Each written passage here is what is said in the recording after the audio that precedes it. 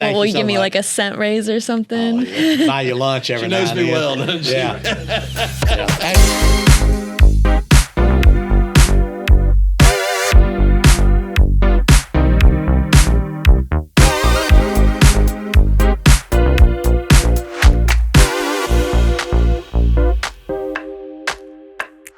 All right, this one's special right here. We've got an incredibly special guest, and I'm fixing to turn it over to Jason and let him do the introduction, and then we're going to get all the scoop. I'm going to get more dirt on you right here in the next 5 minutes, so have at it. Well, good luck with getting the dirt, Cledus. I'll remind you, our focus today is family business, not getting the dirt. I know, I'm just kidding. So of my course. daughter, my oldest and my only daughter is joining us today. She is currently our customer service representative in the service department until she goes to Texas in January for basic training. Oh, wow. With the Air Force National Guard. Eowyn Moses. Welcome to the show.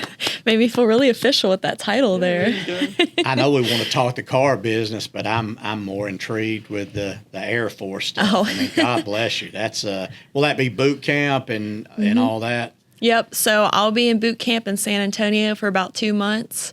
And then right after, I'll go to San Angelo, which is about a 3-hour drive, for my tech school, which will be 4 months. So how long have you worked here, and how long have you been? It's been since May or June. So you basically worked her hard enough that she wants to go in the military. That's exactly. You drove her to the military, She right? figured out there's no future here. Oh my No, gosh. there it is for sure. Well, congratulations. That's Thank you. Incredible. I admire anybody. You should be a proud dad. I'm sure you are. She makes me proud every day. So tell us a little bit about your job. What do you do here right now? I take a lot of calls. I'm basically the receptionist for the service department. So I'll take calls, I make appointments, I take the money. She's cashiering as well. Yes. Yep. I bet you get calls like one wouldn't believe, don't you? Actually, it's funny you say that, because when I was trying to get myself up here, I think I had maybe 5 to 10 calls trying to get through them. And I kept watching the phone ring, and it went to other people, and I was like, oh, man. You know what? That's probably built up a lot of tough skin to prepare you for going in the military, because I'm sure all the calls aren't just sweet, are they? No, they're unfortunately not. We have a lot of not very happy customers at times, just because it does take a while to get through all of the jobs we have back there. I mean, we have transmission jobs, motor jobs, engine jobs. And I hate to keep telling people, like, I'm sorry, we just have to keep waiting when it's been 2 weeks.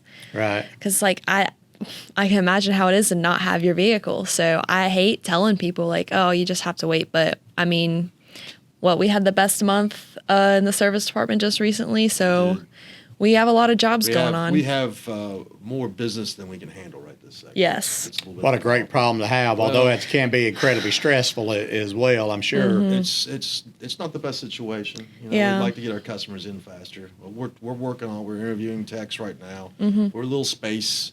We're a little space short in the service department right now, so we Just don't have the room to. Yeah. We're trying to figure some things out, but in the short term, it probably will be like this for a little bit. Do you enjoy doing it back there? Yeah, it's a lot of fun. It has its moments, but for the most part, it's pretty fun. You know, interestingly enough, she actually worked as a tech in the service department. I mean, Oh my gosh. she was doing oil changes and stuff at one point. Yeah. During the summer, so she's experienced most parts of the service department at this point. Yeah, maybe not working on an engine, but No. definitely. She wasn't doing the high tech stuff. No, just the lube tech. But she really, you could tell she really enjoyed breaking a sweat back there. Was she on time? I mean, She's mostly on time. I feel like I was a lot more on time when I was the lube tech That's than I am probably the true. cashier. Oh yeah, you got to have a little lax there, especially when your dad owns the place. You know, I mean, but come I don't on. like to use that as an excuse. I It's- know. Well, the military isn't going to sit with that. No.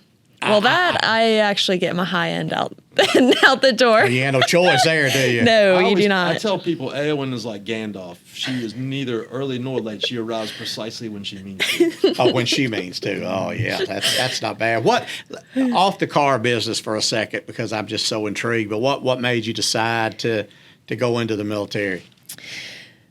So that is something I've been thinking on for a while, because the idea of serving for this country, no matter how much people can complain about it sometimes, It just always has been an idea at the back of my mind. Like, I want to help. I want to serve my people. I want to like just help where I can. And I thought the military was a great option for that. So in college, I did Army ROTC for a year, and I liked it, but I didn't feel it was the right placement for me. And I actually talked to one of the guys in the parts back there who's doing the Army National Guard, and I was talking to him, and he was like, man, if I was to do it again, I'd go Air Force. So I was like, I just need to do it. So I went, talked to the people in Charleston, and signed up to be in the Air National Guard, swore in last year in January. So it's actually funny because I will be 3 days off of a year from swearing in when I go to basic. So I waited for a while. Was that your choice, or was that is that the first time you could get in, or? Yeah, so with my tech school, it's really difficult to schedule because I'm going into intelligence. So they don't have a lot of people rolling through that program. So they had to find a good moment where my basic would line up to where I go straight into tech school right after. So after a year, they finally found me a slot, and we're going in about a month. So, and the way that works is you'll do if I remember, maybe it's different now, you'll work off 3 weeks, and then you have to report for a weekend, or how's that work? Yeah, so I don't know. I think it's about 2 or 3 weeks. But yeah, I'll go 1 weekend a month. It's usually the first weekend. Actually, this weekend's my out processing. So, but yeah, so I go 1 weekend a month, and it's basically my 8 to 5 on the weekend. And once you get through boot camp, I'm going to talk to your dad about a raise for you. I mean that's a big deal. Are you still going to come back and work here? TBD.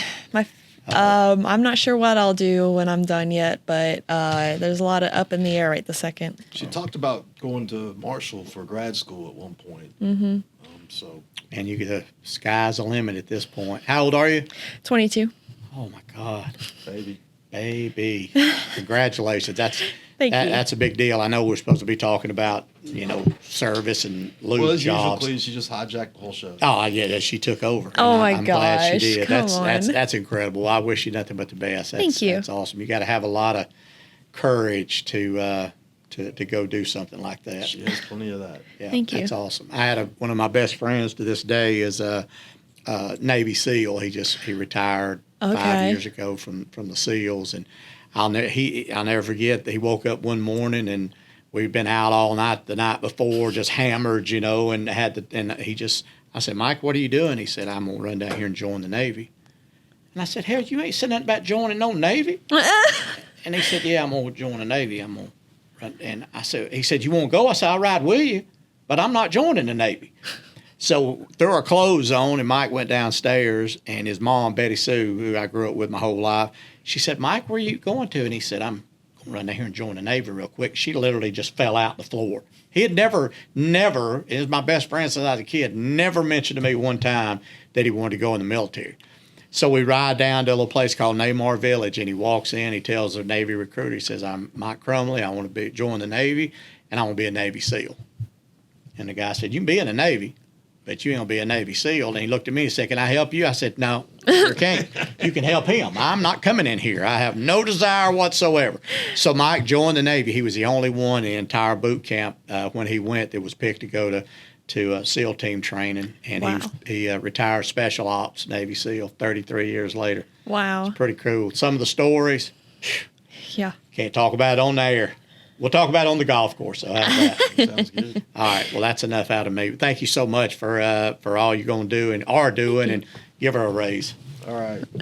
Talk me into it. All right, talk to you. Probably didn't have to talk much. Well, will you give me like a cent raise or something? Oh, yeah. Buy you lunch every now and then. She knows me well, doesn't she? Yeah. Hey, listen, I know we're supposed to talk about cars, but what she's doing is just a little bit more important for this episode. So y'all wish that young lady luck. See you next time. Bye.